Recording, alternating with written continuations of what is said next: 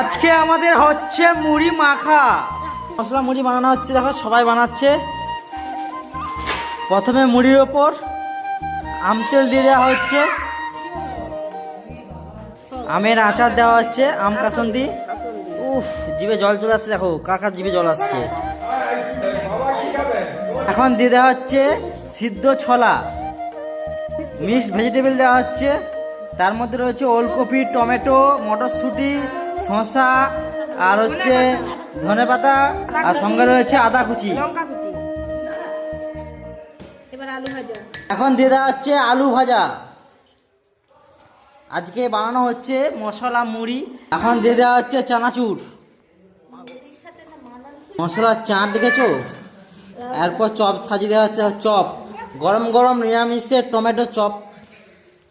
এটা হচ্ছে লঙ্কার চপ। এটা হচ্ছে চিপস, চিপস পিকনিক আজকে হচ্ছে মশলা মুড়ির পিকনিক। কোথায় ছিল?